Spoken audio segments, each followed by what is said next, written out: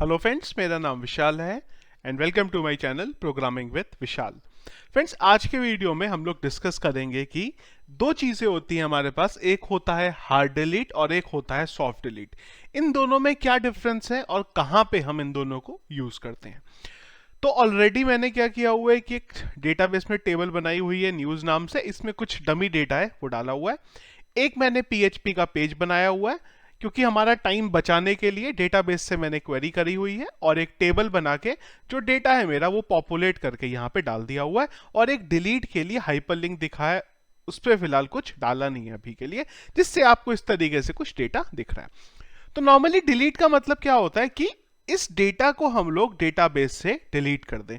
तो ये जो चीज होती है इसको हम लोग बोलते हैं normally hard delete. Soft delete का मतलब ये होता है कि वो चीज डेटाबेस में रहे लेकिन दिखाई कहीं ना दे। कई बार हम लोग ये चाहते हैं कि अगर एक्सीडेंटली कुछ गलती से रिमूव हो गया तो उसे डेटाबेस में से रिमूव मत करो, उसे इस तरीके से फ्रंट एंड पे प्रेजेंट करो कि अगर जो चीज डिलीट कर दी गई है उसको फ्रंट एंड पे दिखाई ना दें अगर कोई डिलीट करता है तो नॉर्मली इस सिनेरियो में हम लोग क्या करते हैं, हमारे वहां पे एक और फ्लैग ले लेते हैं। जैसे हम लोग फ्लैग का मतलब एक और कॉलम ले लेते हैं स्टेटस नाम से। तो यहां पे स्टेटस को हम लोग इस तरीके से यूज करते हैं कि अगर तो स्टेटस आप पे डिपेंड करता है क्या वैल्यू रखनी है। नॉर्मली मैं यहां पे जो प्रिफर करता हूं वो 1 और -1 करता हूं।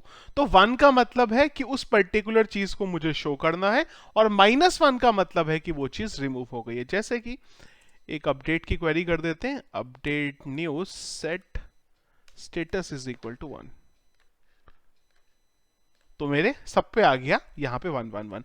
अब क्या होता है कि जब हम डिलीट पे क्लिक करते हैं तो कैसे करते हैं कि मैं यहाँ पे एक आईडी लगा देता हूँ कि जिससे भी हम इस पे जब क्लिक करें तो उसकी जो आईडी है वो मुझे यहाँ पे मिल जाए, आईडी।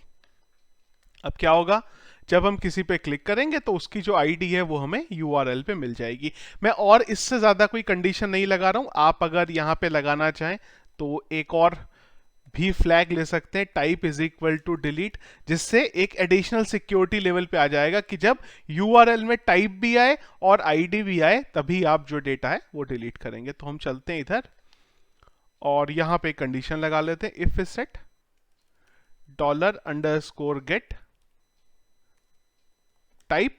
अगर हमें टाइप मिला यूआरएल में and type is equal to delete, और इसके साथ साथ ही हम लोग एक और कंडीशन भी लगा लेते हैं कि हमें यूआरएल से आईडी मिलना चाहिए और आईडी की वैल्यू बड़ी होनी चाहिए 0 से। अगर ये सब होगा तो हम नीचे आएंगे और आईडी इज इक्वल टू यहां पे डाल देते हैं mysqli underscore real escape string connectivity $_get id।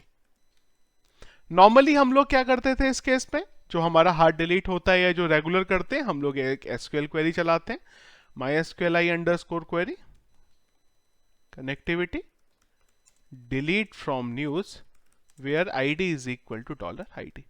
कुछ इस तरीके से हम लोग हमारा अभी तक काम करते हैं। इसको मैं एक बार हटा देता हूं। तो कैसे होता है, जैसे डिलीट के बटन पे क्लिक करा ये यूआरएल पे गया और इसने हमारा डेटा डिलीट कर दिया। पर इस केस में डेटा डेटाबेस से भी डिलीट हो जाता है, तो हम लोग यहां पे सॉफ्ट डिलीट का यूज कर सकते हैं। उस केस में ये जो स्टेटस नाम का फील्ड है ये हमारा बहुत इंपॉर्टेंट रोल प्ले करेगा। कैसे, हम लोग यहां पे डेटाबेस से डेटा को डिलीट नहीं करेंगे, इसका खाली स्टेटस अपडेट करेंगे। तो मैं बोलूंगा update news set status is equal to -1 where id is equal to $id। चलिए जी अभी देखते हैं क्या होता है, एक बार हटाते हैं। अब देखिए जैसे ही मैंने डिलीट के बटन पे क्लिक करा, अगर आप डेटाबेस में देखें तो इसका स्टेटस -1 हो गया, पर आप बोलेंगे स्टेटस चेंज हो गया पर फ्रंट एंड से तो रिमूव हुआ ही नहीं। अब वो रिमूव करने के लिए हमें एक काम और करना पड़ेगा। जब डेटा फेच करते थे वो टाइम पे एक और क्वेरी लगानी पड़ेगी, where status is equal to 1। जिसका स्टेटस 1 है खाली वही दिखाई दे। अब देखिए क्या फायदा हुआ, मैं रिमूव कर रहा हूं फ्रंट एंड से हट रहा है, रिमूव कर रहा हूं फ्रंट एंड से हटा, रिमूव किया फ्रंट एंड से हटा, लेकिन डेटाबेस में ये मेरे प्रेजेंट है अभी भी।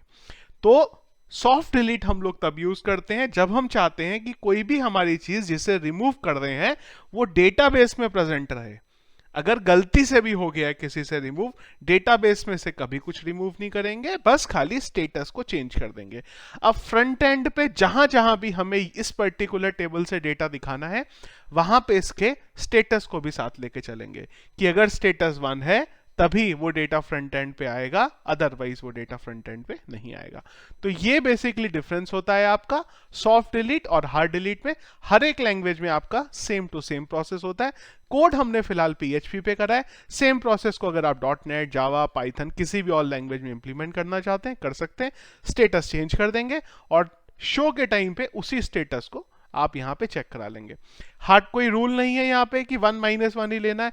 मैं नॉर्मली 1 का मतलब एक्टिव बोलता हूँ यानी कि दिखाना है, 0 का मतलब डीएक्टिव बोलता हूँ और -1 का मतलब डिलीट बोलता हूँ। उस वजह से मैंने स्टेटस को 1 और -1 लिया है।